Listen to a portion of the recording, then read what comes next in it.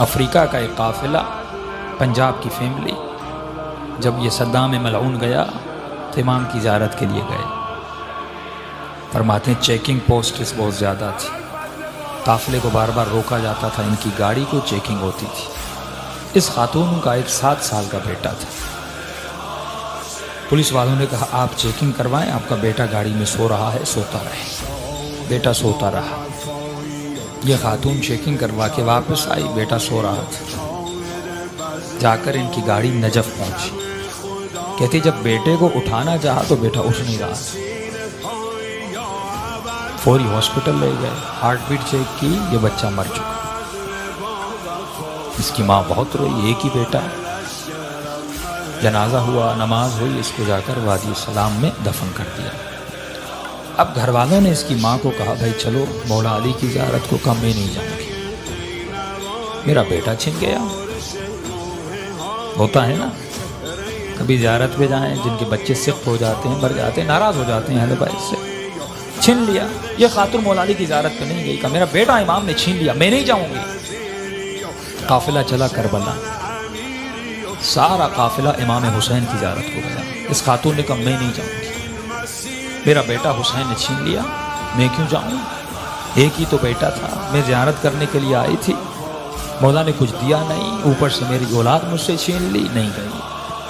فرمایا آخری 2 دن بچے، لوگوں نے کہا بھائی عباس کی قبر پہ چلو، جا کر دعا مانگو، کیوں یہاں پہ رو رہی ہو؟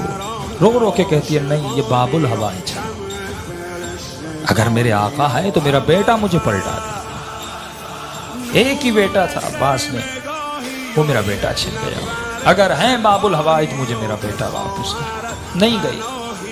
آخری دن کچھ ہی گھنٹے بچے، ماں نے کہا بیٹی تھوڑی دیر کے لیے چلو، بے ادبی ہے، بے احترامی ہے، کربلا آئی ہو زیارت کے لیے، ایک بیٹا چھینا دوسرا دے دیں گے، انہی کی امانت تھی، انہوں نے لے لیا واپس۔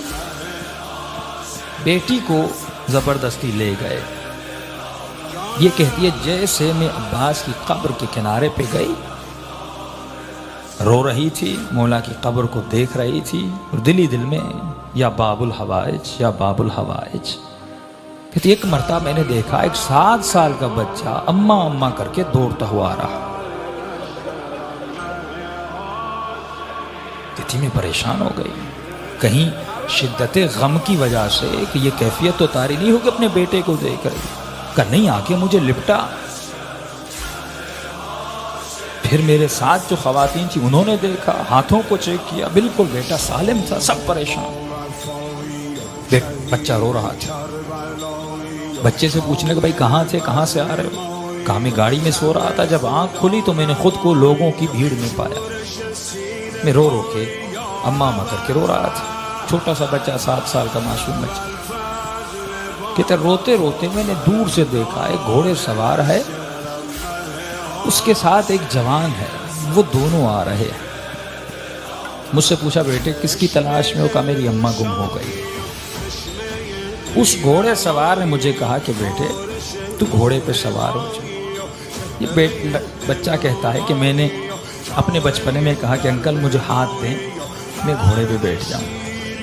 کہا گھوڑے سوار نے کہا میرے ہاتھ نہیں ہیں، میرے ہاتھ کٹے ہوئے۔ اس جوان کو کہا کہ اسے گھوڑے پہ بٹھا۔ کہتے اماں میں گھوڑے پر بیٹھا، اس گھوڑے سوار کے ساتھ آیا، یہاں تک کہ زری تک آئے۔ اس نے مجھے کہا بیٹے یہیں پہ کھڑے ہو جاؤ، تمہاری اماں تجھے مل جائے گی، جب اماں تمہاری تمہیں ملے تو میرا ایک پیغام دے دینا۔ کہ کون سا پیغام؟ کہ اپنی اماں کو کہنا کہ ہم سے ناراض مت ہوا کریں۔ Aval Padre, bon,